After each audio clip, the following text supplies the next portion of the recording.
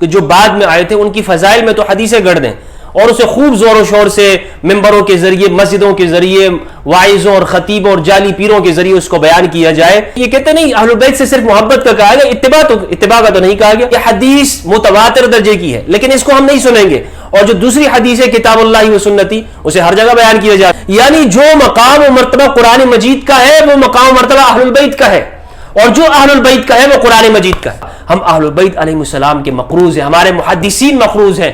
الحمدللہ والصلاة والسلام علی رسول اللہ وآلہ وصحبہ ومن والہ. بسم اللہ الرحمن الرحیم. السلام علیکم ورحمۃ اللہ وبرکاتہ. آج ہم حدیث الثقلین کے اوپر گفتگو کریں گے. ایک حدیث ہے، حدیث متواتر، جو ہماری اہل سنت والجماعت کی کتابوں کے اندر موجود ہے. اس حدیث کا مقام اور درجہ کیا ہے، محدثین نے اس کے بارے میں کیا کہا ہے، رسول اللہ صلی اللہ علیہ وآلہ وسلم نے اس میں قرآن اور اہل البیت علیہ السلام کا مقام اور مرتبہ کیا بیان فرمایا ہے. اس حدیث پر ہم گفتگو کریں گے. اور یہ سوال جو ہمارے سامنے پیدا ہوتا ہے کہ آخر کیا وجہ ہے کہ اس درجے کی صحیح اور متواتر حدیث ہونے کے اسے آج ہم اپنی مسجدوں، ممبر اور خطبوں اور واعظ اور پیروں کی گفتگو کے اندر اس کو ہم نہیں سنتے ہیں. کیا وجہ ہو سکتی ہے، اس پر بھی انشاءاللہ آج ہم گفتگو کریں گے. سب سے پہلے میں یہ عرض کرتا چلوں کہ یہ حدیث ہماری اہل سنت والجماعت کی صحیح درجے کی کتابوں کے اندر، حدیث کی کتابوں کے اندر مروی ہے. کوئی تاریخ کی بات نہیں ہے کہ تاریخی کتابوں کا میں حوالہ دے رہا ہوں، بلکہ اس حدیث سے قدیم سلفیہ سے لے کر متاخرین سلفیہ تک، متاخرین سلفیہ کے امام شیخ البانی یا شعیب ارناؤوط، کسی نے اس کا انکار نہیں کیا. کوئی ایک شخص اہل سنت میں ایسا نہیں ہے کہ جس نے کہا ہو کہ جی یہ حدیث ٹھیک نہیں ہے. کوشش ضرور کی ہے کہ اس حدیث کے مفہوم کو بدلنے کی یا اس حدیث کے مقابلے میں دوسری حدیثوں کو کھڑا کرنے کی، لیکن کسی نے یہ نہیں کہا کہ جی یہ حدیث درست نہیں ہے، ضعیف ہے، کمزور ہے، موضوع ہے وغیرہ وغیرہ. تو اس حدیث کا جو درجہ ہے اہل السنت والجماعت کے اندر، یہ حدیث متواتر ہے.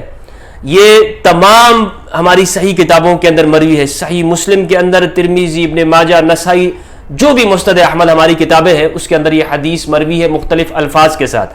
آج ہم صحیح مسلم، جو کہ بخاری کے بعد دوسرا نمبر ہے اہل سنت میں، اس کا متن ہم آپ کے سامنے پیش کریں گے اور اس پہ گفتگو کریں گے کہ اس میں کیا چیز بیان کی گئی ہے. میں نے جو شروع میں عرض کیا کہ آج ہم اپنے زمانے میں اپنی مسجدوں میں اس کو نہیں سنتے ہیں، یا ہمارے ہاں جو پیر حضرات جو اہل البیت سے محبت کا دعویٰ بھی کرتے ہیں وہ بھی اس کو نہیں پڑھتے. اس کی کیا وجہ ہو سکتی ہے؟ سب سے بنیادی وجہ تو یہ ہے کہ جب اہل البیت علیہ السلام پر شروع زمانے کے اندر ظلم و ستم کیے گئے، اموی دور کے اندر خصوصاً امام علی بن ابی طالب علیہ السلام کے مقام و مرتبے کو چھپانے کی کوشش کی گئی. نہ صرف چھپانے کی بلکہ ان کی مذمت میں روایتیں بنائی گئی. اور اس اموی دور میں جب حدیثیں گھڑی گئی تو وہیں سے یہ سلسلہ شروع ہوا کہ دیگر ان لوگوں کو جو بعد میں آئے تھے ان کی فضائل میں تو حدیثیں گڑھ دیں اور اسے خوب زور و شور سے ممبروں کے ذریعے، مسجدوں کے ذریعے، واعظوں اور خطیبوں اور جعلی پیروں کے ذریعے اس کو بیان کیا جائے اہل سنت کے نام کے اوپر اور دفاع صحابہ کے نام کے اوپر. لیکن جو متواتر درجے کی ہماری حدیث ہے، جس میں ہمارے متقدمین یعنی صحابہ کرام رضوان اللہ علیہم، انہوں نے اس کو جو بیان کیا، باوجود اس کے اپنی جانوں کو خطرے میں ڈال کر امت تک اس امانت کو پہنچایا، ان روایتوں کو اموی دور کے اندر چھپانے کی کوشش کی گئی. اور اسی کا بعد میں پھر تسلسل چلتا رہا، جسے آج ہم دیکھتے ہیں کہ ہماری مسجدوں میں جمعہ کے دن میں ہم ایک روایت سنتے ہیں کہ میں تم میں دو چیزیں چھوڑ کے جا رہا ہوں، تم کبھی گمراہ نہیں ہوگے، کتاب اللہ اور میری سنت. حالانکہ یہ حدیث اس درجے کی نہیں ہے کہ جس درجے کی میں تم میں دو چیزیں چھوڑ کے جا رہا ہوں، کتاب اللہ و عطرتی، کہ اللہ کی کتاب اور میری عطرت. جب تک تم ان دونوں کو تھام کے رکھو گے تم کبھی گمراہ نہیں ہوگے.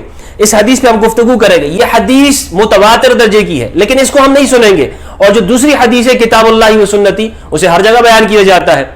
اور کوشش یہ ہوتی ہے، جیسے میں نے عرض یہ کیا کہ اس حدیث کی سند سے تو کسی نے انکار نہیں کیا، لیکن اس حدیث کے مفہوم کو بدلا جاتا ہے. کس طور پہ بدلتے ہیں؟ مثلا کہتے ہیں کہ جی اس میں تو یہ نہیں کہا گیا کہ میری اہل البیت سے بھی تم اس کو بھی تھام کے مضبوطی سے رکھو، بلکہ کہا گیا ہے ان کی محبت کا کہا گیا ہے. اچھا، محبت کا کیا مفہوم ہے؟ یعنی صرف محبت یہ کہ بس امام حسین سے محبت کرو، حضرت علی سے محبت کرو اور اہل بیت سے محبت کرو. اگر محبت بغیر اتباع کی ہے تو یہ کیسی محبت ہے؟ یہ تو سمجھ میں نہیں آتی. محبت کے ساتھ لازمی بات ہوگی اتباع ہے. قل ان کنتم تحبون اللہ فاتبعونی یحببکم اللہ، اگر تم اللہ سے محبت کا دعویٰ کرتے ہو تو میری اتباع کرو۔ بھائی محبت کے ساتھ اتباع ہوتی ہے، لیکن انہوں نے کیا کیا، یہ کہتے نہیں اہل بیت سے صرف محبت کا کہا گیا، اتباع کا تو نہیں کہا گیا، بلکہ اتباع تو ہم نے قرآن مجید کی کرنی ہے۔ بعض پھر یہ کرتے ہیں، وہ کہتے ہیں کہ نہیں حسبنا کتاب اللہ، ہمیں اللہ کی کتاب کافی ہے۔ یہ شروع زمانے سے نعرہ لگایا گیا کہ ہمیں اللہ کی کتاب کافی ہے، سنت کی کوئی ضرورت نہیں ہے، حدیثوں کی کوئی ضرورت نہیں ہے، اہل البیت کے مقام کی کوئی ضرورت نہیں ہے، ہمیں صرف اللہ کی کتاب ہمارے پاس ہے، رسول اللہ کے فرمان کی کیا ضرورت ہے، ہم صرف اللہ کی کتاب ہمارے لیے کافی ہے۔ تو یہ ہے محاولات، یعنی وہ کوششیں اور تدبیریں کہ جو کتاب حدیث الثقلین یا حدیث غدیر خم، حدیث العطرت کو کے مقام و مرتبے کو سائڈ پہ کیا جاتا ہے، اسے کم کیا جاتا ہے، اسے بیان نہیں کیا جاتا ہے، یہ ہے وہ کوششیں۔ یہ حدیث صحیح مسلم کے اندر 6103 اور 6225 یہ بھی اس کا نمبر ہے۔ مسند احمد کے اندر مروی ہے، ابن خزیمہ نے اس کو روایت کیا ہے 2357 میں، معجم الکبیر طبرانی میں، شرح مشکل الاثار امام طحاوی، ابن ابی عاصم نے سنہ میں، مسند بزار، سنن ترمذی۔ میں نے آپ سے عرض یہ کیا کہ یہ ہماری اہل سنت کی تمام کتابوں کے اندر، اکثر کتابوں کے اندر یہ حدیث مروی ہے۔ زید بن ارقم رضی اللہ تعالیٰ عنہ سے یہ حدیث مروی ہے۔ ارقم نام کے دو صحابہ ہیں، مشہور ہیں، ارقم بن ابی الارقم جو کہ مہاجرین صحابہ میں سے ہیں اور 12 نمبر کے اوپر اسلام لایا، ارقم بن ابی الارقم دار الارقم کے نام سے جو مشہور صحابی ہیں، جن کے گھر میں رسول اللہ صلی اللہ علیہ وآلہ وسلم نے دین کی دعوت دی شروع میں، جب مکہ میں مسجد الحرام کے اندر آپ کا آنا منع کر دیا گیا تھا، تو ارقم بن ابی الارقم کے گھر میں آپ خفیہ طور پر دین کی دعوت دیا کرتے تھے۔ ایک وہ ہیں، وہ بھی امام علی کے اصحاب میں سے ہیں۔ دوسرے ہیں زید بن الارقم، یہ انصاری ہیں، یہ مدینہ کے اندر ہیں اور رسول اللہ صلی اللہ علیہ وآلہ وسلم کے ساتھ غزوات کے اندر شریک ہوئے، جلیل القدر صحابی ہیں اور امام علی کے ساتھ صفین میں بھی آپ کے ساتھ شریک تھے، گویا کہ مولا علی کے جانثار صحابہ میں سے ہیں۔ زید بن ارقم رضی اللہ تعالیٰ عنہ کے پاس یہ جاتے ہیں، قال انطلقت انا وحسین بن صبرہ وعمر بن المسلم، وہ کہتے ہیں کہ میں، یعنی یزید بن حیان کہتے ہیں، میں اور حسین بن صبرہ اور عمر بن مسلم زید بن ارقم رضی اللہ تعالیٰ عنہ کے پاس آئے، یہ جلیل القدر لوگ آئے۔ کہتے ہیں کہ فلما جلسنا الیہ قال له حسین، جب ہم ان کے پاس بیٹھے تو حسین نے ان سے کہا لقد لقیت یا زید خیرا کثیرا، آپ نے بہت خیر کثیر آپ کو ملا ہے۔ کس طرح سے؟ رأیت رسول اللہ صلی اللہ علیہ وآلہ وسلم وسمعت حدیثہ وغزوت معه وصلیت خلفه لقد لقیت یا زید خیرا کثیرا، آپ نے رسول اللہ صلی اللہ علیہ وآلہ وسلم کو دیکھا ہے، آپ نے دیدار کیا ہے، آپ نے ان کے ساتھ نمازیں پڑھی ان کے پیچھے، آپ صلی اللہ علیہ وآلہ وسلم کے ساتھ غزوات میں شریک ہوئے ہو، تو آپ بہت خیر کثیر آپ کو ملا اور آپ نے حدیثیں سنی ہیں۔ قال یا ابن اخی واللہ لقد کبرت سنی وقدم عہدی ونسیت بعد الذی كنت اعی من رسول اللہ صلی اللہ علیہ وآلہ وسلم فما حدثتکم فاقبلوا وما لا فلا تکلفونی، کہہ رہے ہیں کہ میں ایک زمانہ گزر گیا ہے تو اب میری ایک عمر گزر گئی ہے، تو جو مجھے یاد ہے وہ میں تمہیں بیان کروں گا اور جو میں چھوڑ دوں تو اس میں تم مجھ پہ تکلف نہیں کرنا۔ تو یہ زید بن ارقم رضی اللہ تعالیٰ عنہ حدیث بیان کرتے ہیں صحابہ کرام سے، کہتے ہیں ثم قال قام رسول اللہ صلی اللہ علیہ وآلہ وسلم یوما فینا خطیبا بماء یدعا حما بین مکہ والمدینہ، غدیر خم کے موقع پر رسول اللہ صلی اللہ علیہ وآلہ وسلم نے خطبہ دیا، آپ نے ارشاد فرمایا، کیا فرمایا؟ آپ نے کہا اے لوگو، فحمد اللہ واثنى علی ووعظ وذکر ثم قال اما بعد الا ایها الناس فانما انا بشر یوشک ان یأتی رسول ربی فاجیب وانا تارک فیکم الثقلین، میں تم میں دو چیزیں چھوڑ کے جا رہا ہوں، اولہما کتاب اللہ فیہ الہدی والنور، ایک پہلی بات کتاب اللہ، اللہ کی کتاب، اس میں ہدایت اور اس کا نور ہے، فخذوا بکتاب اللہ، اللہ کی کتاب کو پکڑ کے رکھو، واستمسکوا بہ، اس کو مضبوطی سے تھام کے رکھو، فحث علی کتاب اللہ ورغب فیہ، آپ صلی اللہ علیہ وآلہ وسلم نے کتاب اللہ کی اہمیت بیان کی، اس پر رغبت کرنے کی حکم دیا، آپ نے کتاب اللہ کی شان اور مرتبت بیان کی۔ ثم قال، پھر فرمایا وأہل بیتی اذکرکم اللہ فی اہل بیتی اذکرکم اللہ فی اہل بیتی اذکرکم اللہ فی اہل بیتی، 3 مرتبہ آپ صلی اللہ علیہ وآلہ وسلم نے فرمایا دوسری جو چیز ہے وہ میرے اہل بیت ہیں۔ 2 چیزیں، شروع میں آپ اس مضمون کو دیکھیے دوبارہ سے کہ حضرت زید بن ارقم فرماتے ہیں، کیا فرمایا؟ تارکن فیکم ثقلین، میں تم میں دو چیزیں چھوڑ کے جا رہا ہوں۔ ثقل کسے کہتے ہیں؟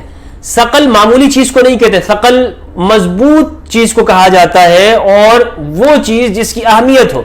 تثنیہ کا صیغہ ہے، قرآن مجید کے اندر یہ لفظ مروی ہے، فَأَمَّا مَنْ ثَقُلَتْ مَوَازِينُهُ فَهُوَ فِي عِيشَةٍ رَاضِيَةٍ، کہ جس کا اعمال نامہ فَأَمَّا مَنْ ثَقُلَتْ مَوَازِينُهُ، جس کا اعمال نامہ بھاری ہوگا، فَهُوَ فِي عِيشَةٍ رَاضِيَةٍ، تو وہ اچھی زندگی کے اندر ہوگا، جنت کے اندر۔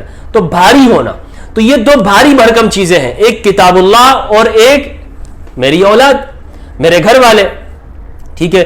تو اب یہ جو میں نے یہاں پہ کہا کہ میری اولاد، یہ اسی حدیث سے مروی ہے۔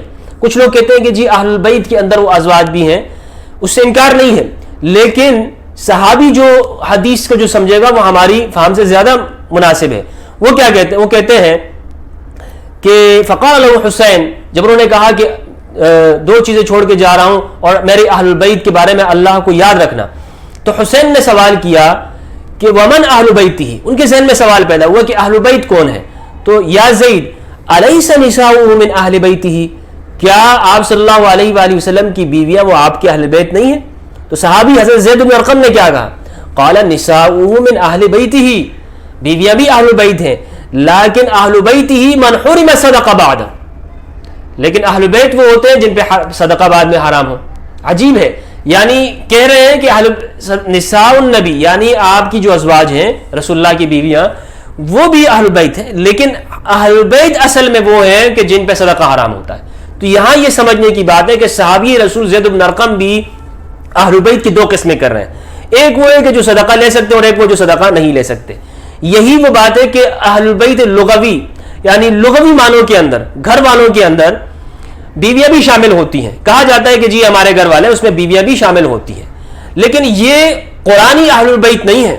قرآنی اہل البیت صحابی کے نزدیک اور اس حدیث متواتر کے نزدیک وہ کون ہے کہ جو جن پہ صدقہ حرام ہے، اور وہ کون اشخاص سے فرماتے ہیں؟ قال ومن هم، صحابی نے پوچھا وہ کون ہے؟ قال هم آل علی وآل عقیل وآل جعفر وآل عباس قال كل هؤلاء حرم صدقہ، قال نعم، یہ لوگ ہیں کہ جن کے اوپر صدقہ حرام ہے۔ لیکن یہاں پہ جو درست موقف ہے، جو دیگر متواتر، جو دیگر روایتوں سے ثابت ہوتا ہے، جیسے ام المؤمنین ام سلمہ رضی اللہ تعالیٰ عنہا اور دیگر صحابہ کرام نے فرمایا کہ رسول اللہ صلی اللہ علیہ وآلہ وسلم نے چادر اوڑھائی، کن کن کو؟ چار افراد کو، امام علی، امام حسن و حسین اور مخدومہ کائنات فاطمہ الزہرا سلام اللہ علیہ علیہم السلام۔ جب آیت تطہیر نازل ہوئی تو آپ صلی اللہ علیہ وآلہ وسلم نے ان چار ذوات قدسیہ کے اوپر چادر اڑائی، اور آپ صلی اللہ علیہ وآلہ وسلم نے فرمایا اللہم ہؤلاء اہل بیتی، تو وہ اہل البیت ہے۔ یہاں ہم اس سے گفتگو نہیں کر رہے ہیں، ہم یہ کہہ رہے ہیں کہ حدیث ثقلین کیا ہے۔ حدیث ثقلین یہ اس امت کو فتنے کے زمانے کے اندر فتنوں اور گمراہیوں سے بچانے کے لیے کافی ہے۔ آج ہمارے یہاں گفتگو کی جاتی ہے کہ امت مسلمہ اس تنزل سے کیسے نکلے، ان فتنوں سے کیسے باہر آئے، تو وہی رسول اللہ صلی اللہ علیہ وآلہ وسلم نے حل دے دیا کہ دو چیزیں تم میں چھوڑ رہا ہوں، کہ جب تک تم ان دونوں کو تھام کے رکھو گے تم گمراہ نہیں ہوگے، اور یہ دونوں ایک ساتھ حوض کوثر پہ میرے پاس آئیں گے، سنن ترمذی کی روایت ہے۔ تو آج ہم ان دونوں کو مضبوطی سے تھامیں گے تو ہم ان سارے فتنوں اور ساری مشکلات سے نکلیں گے۔ آج اس پہ گفتگو کی جاتی ہے، اس کانفرنسیں منعقد کی جاتی ہیں، اور دنیا بھر کی بڑی بڑی تنظیمیں اس پر لاکھوں سرمایہ خرچ کرتی ہیں کہ امت مسلمہ کو اس تنزلی سے نکالیں، لیکن کوئی اس پہ سوچتا ہے کہ آخر اس تنزلی کی وجہ کیا ہے؟ ہم نے قرآن کو چھوڑ دیا، قرآن کے مقابلے میں دیگر اقوال کو لیتے ہیں۔ اب دیکھ لیں، قرآن مجید کی واضح آیت ہوگی لیکن اس کے مقابلے میں اپنے کسی شخص کا قول ہوگا کہ جی ہمارے فلاں فرد نے یہ کہا ہے، ہمارے فرقے کے امام نے یہ کہا ہے، قرآن کی آیت کو پیچھے رکھ دیا جائے گا، اور بروز قیامت رسول اللہ صلی اللہ علیہ وآلہ وسلم شکوہ کریں گے۔ قرآن مجید کی آیت ہے، سورہ فرقان کی آیت نمبر 30، وقال الرسول یا رب ان قوم اتخذوا هذا القرآن مہجورا، رسول کہیں گے کہ میری قوم نے اس قرآن کو چھوڑ دیا تھا، ہم نے قرآن کو چھوڑ دیا۔ قرآن کے مقابلے میں دیگر اقوال آپ کو سند کے طور پہ ملتے ہیں، قرآن میں ایک واضح حکم ہوتا ہے لیکن ہم کہتے ہیں نہیں جی ہمارے فرقے کے شخص نے یہ کہا ہے، فلاں امام صاحب یہ کہہ رہے ہیں۔ اور اسی طرح اگر اہل البیت علیہ السلام کے مقام و مرتبے کی بات ہوتی ہے تو کیا کہتے ہیں کہ جی نہیں اس میں یہ اس کے مقابلے میں فلاں روایت یہ ہے، جی ہمارا تعلق تو فلاں طبقے سے ہے، ہم تو اس منہج کو لیں گے، ہم جمہور وغیرہ وغیرہ کر کے اہل البیت علیہم کے مقام کو وہ پس پش ڈال دیا جاتا ہے. اگر آپ کو میری بات پہ یقین نہیں آ رہا تو آپ تجربہ کر کے دیکھ لیں. اپنی مسجد کے اندر کتاب اللہ و سنتی کی بجائے کتاب اللہ و عترتی کو بیان کر کے دیکھیں, آپ کو پتہ چل جائے گا. تو حدیث الثقلین جلیل القدر ائمہ نے اسے روایت کی, اور سنن ترمذی کے اندر 3788 رسول اللہ صلی اللہ علیہ وآلہ وسلم نے فرمایا, ابو سعید خدری رضی اللہ تعالیٰ عنہ سے روایت ہے, انی تارکن فیکم الثقلین, میں تم میں دو بھاری بھرکم چیزیں چھوڑ رہا ہوں, احدہما اکبر من الآخر, ایک دوسرے سے بڑی ہے. سبحان اللہ سبحان اللہ. یعنی جو مقام و مرتبہ قرآن مجید کا ہے وہ مقام و مرتبہ اہل البیت کا ہے, اور جو اہل البیت کا ہے وہ قرآن مجید کا ہے. کتنی عظیم بات ہے. یہ ہمیں سمجھ میں اس لیے نہیں آتی کہ ہم نے اہل البیت کو یوں سمجھ لیا ہے کہ اہل البیت بھی کوئی شخصیات, کوئی تاریخی شخصیات ہے. نہیں بھائی, وہ قرآنی اور دینی شخصیات ہیں. رسول اللہ صلی اللہ علیہ وآلہ وسلم فرما رہے ہیں کہ احدہما اکبر من الآخر, ایک دوسرے سے بڑی ہے, ایک دوسرے سے عظیم ہے. دونوں کو اس طور پہ پیش کیا, کیا کتاب اللہ حبل ممدود من السماء الى الارض, اللہ کی کتاب جو آسمان سے زمین تک حبل ممدود ہے, ایک طویل رسی ہے, یعنی جوڑنے والی رسی ہے, تعلق ہے, ٹھیک ہے, زمین والوں کو آسمان والے کے ساتھ جوڑنے کا. کیا ہے؟ کتاب اللہ. وعترتی اہل بیتی, اور دوسرے نمبر پر میری اولاد, اہل بیتی میرے گھر والے, میری اولاد. عترتی وانہما لن یفترقا حتی یردا علی الحوض, اور یہ دونوں ایک دوسرے سے جدا نہیں ہوں گے, ایک دوسرے کے ساتھ ساتھ چلیں گے. حتی یردا علی الحوض, یہاں تک کہ دونوں حوض پر میرے پاس آئیں گے. اور حوض پر صحیح حدیث متواتر, بھی حدیث متواتر ہے کہ کچھ لوگ آئیں گے اور کہیں گے, بخاری مسلم تمام کے اندر آپ حدیث الکوثر, حدیث الحوض پڑھ لیں, حدیث الحوض کے نام سے مشہور ہے. کچھ لوگ آئیں گے, میرے صحابہ, میں کہوں گا میرے صحابہ, میرے صحابہ, لیکن فرشتے کہیں گے کہ یا رسول اللہ آپ نہیں جانتے انہوں نے آپ کے بعد کیا کیا, انہوں نے دین کو بدل دیا, انہوں نے دین کو بدل دیا, اور آپ کے جانے کے بعد یہ دین سے پھر گئے تھے. تو آپ صلی اللہ علیہ وآلہ وسلم فرمائیں گے سحقن سحقن, تباہی و بربادی ان لوگوں کے لیے. حوض کوثر پر اہل البیت علیہم السلام اور قرآن مجید دونوں چل کر آئیں گے, اور وہیں پر کچھ لوگ بھی آئیں گے, اور یہ پوری امت وہاں پہ پیش ہوگی. رسول اللہ صلی اللہ علیہ وآلہ وسلم, ایک بہت بڑی منافقوں کا فیصلہ وہاں پر بھی ہوگا انشاءاللہ.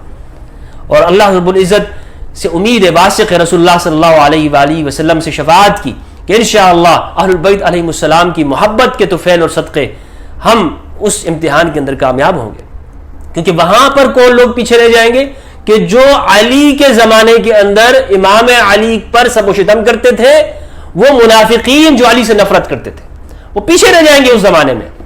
کیونکہ علی کی محبت معیار ہے ایمان اور نفاق کے درمیان میں, ایمان اور نفاق کے درمیان میں علی کی محبت معیار ہے.